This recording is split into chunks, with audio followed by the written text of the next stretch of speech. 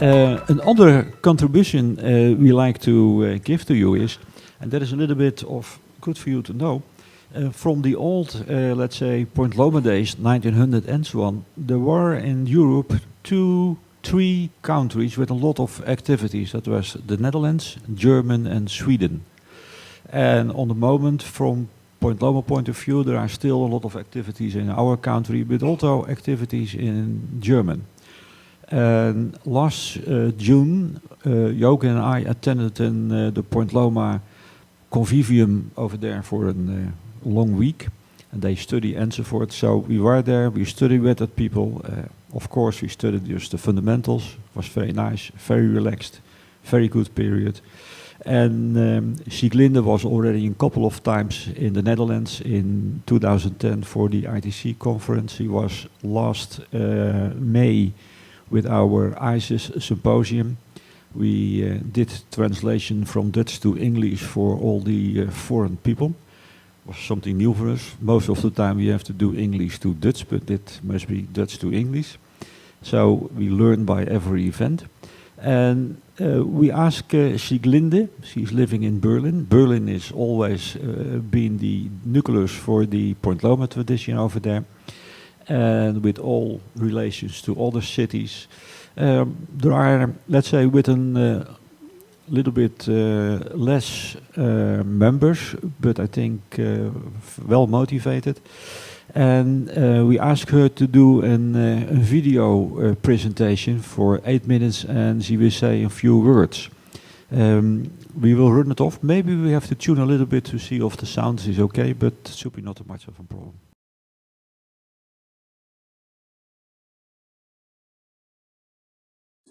Good morning, friends.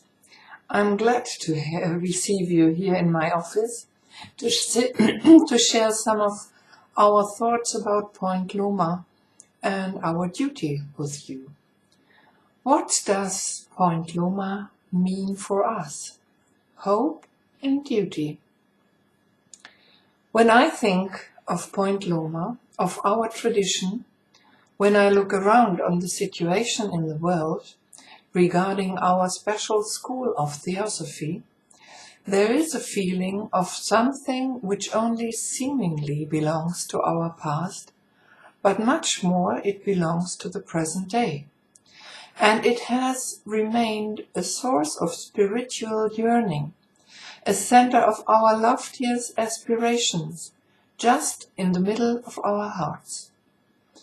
When looking at that spiritual ray, which came down through H.P. Blavatsky, William Quanjudge, Catherine Tingley and Gottfried de Purucker, and the Theosophical organizations they headed at their times, we today find it embodied in a well-prepared organizational body in the Netherlands, with its headquarters in the Blavatsky House. We several times had the chance to experience there a strong burning fire, where a true spirit of Theosophy resides, where you find active members, devoted members, a warm-hearted, knowledge-seeking, open-minded atmosphere, which enlightens and encourages us, who from other countries of Europe admiringly look at their splendid work. In most of the rest of the European countries, about which I can only speak, there are only sparks of light left, spots of light, which we must awaken to life again, little flames which should one day become great fireplaces to give light and warmth to humanity.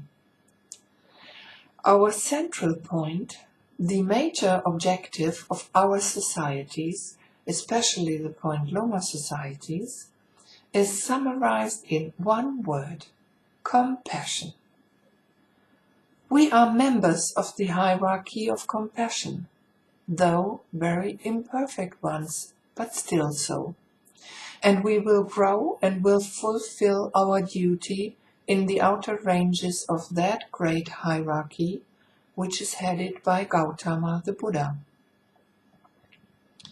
This is what Raja Yoga is all about, to bring out man's innate spiritual qualities, to let them flourish for the uplifting of mankind. Raja Yoga teaches us how to make Theosophy a living for power in our own lives and in the world. Attaining knowledge, living the right way, understanding the functioning of the universe and all in it as living beings, as living entities, all this is linked, all this is based and depends entirely on the grade of compassion which we have cultivated so far. So this is what we have to do. This is our duty. Let's do it. Let us unite all those little sparks everywhere to one strong flame by cooperation and help to each other. Now, what does this mean for us in practice? Cooperation means operation, action for us, and then at the same time cooperating with others.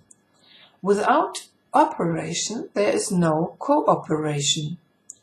Our first step is to analyze our own situation and then ask ourselves, what can we do?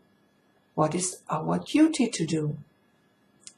Now, let me tell you about the perspectives of our work for Berlin or in Berlin, in Germany. Until now, we were working more or less in silence.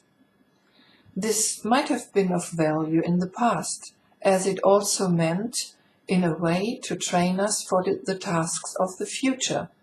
But today, we find all kinds of false prophets selling so-called initiations and salvation and rapid development of the lower cities on a pseudo-esoteric marketplace, where all kinds of distractions lead spiritually starving humanity to obscure meanders, pretending to teach eternal wisdom. It is more than necessary to strike a new path and to go public.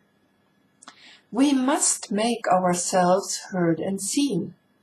Without proselytizing, so difficult work, to give an alternative solution for the problems of life. We have so often heard the argument, those who really search for Theosophy will find us even if we are working in silence. It is all karma. Well, in some respect this is true, but as in most of the cases, it is only half of the truth, because the other half is that it is our karma to show them the way. Why shall we make it even more difficult for seekers of the truth, so that they first run into false prophets only because we made ourselves invisible? This cannot be right. From our past, our glorious past of Point Loma days, we recall many examples for the contrary position. Catherine Tingley, for example, organized marches through San Diego to protest against vivisection or death penalty and for peace. She gave public lectures in many countries all over the world, often without speaking the language of the country. William Quan Judge gave lectures in totally empty lecture halls until, at last, people started to come and listen to him. GDP also gave public lectures in the United States as well as in many countries abroad. If it were right that everybody who wants to find a Theosophy will always find it, why then, I ask, did all our great predecessors incur the arduous work of such lectures and travels. Spiritual work, that is, a different and uplifting thinking, and inner and outer pursuit, is of course necessary and is the basis of all the rest. But it is not enough to do this in our chamber at home. We should not stop there. We must do more. Shall our societies not wither like a plant we forgot to steep? It is still time to get up and be active. As a consequence of these thoughts, we have written on our to-do list as first possible steps, but with a view to the future, public lectures announced by advertisements and posters throughout the city of Berlin, a public series of lectures on a general subject, a course introducing the teachings of Theosophy, for example, the 7 Jewels of Wisdom, a Theosophical conference in the years to come, according to our means and helpers, of course. Furthermore, we are thinking of the foundation of an institute or center for the study of Theosophy under a name which we still have to decide upon, under the roof of which regular courses and lectures could be given. And last but not least, in the long run, we dream to acquire housing for this institute or center in Berlin, to even include our library. Let us take the example of Den Haag, where all those things are already reality, and try to establish such centers of light in each of our countries. This is our duty during the years to come, because Theosophy, the true wisdom of the ages, is needed more than ever as a guideline in these times of psychism and pseudo-wisdom. No matter how many or how few people, we will start now planning our activities in this direction. This, my dear friends and comrades, is just our view, which we wanted to share with you. Thanks to all of you that you are there.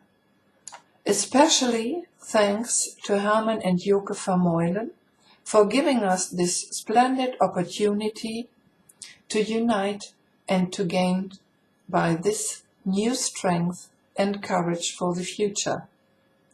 Isn't it true that we learn from the example of others?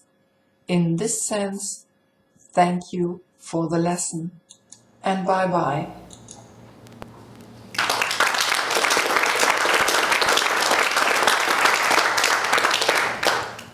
Good, that was our contribution from German.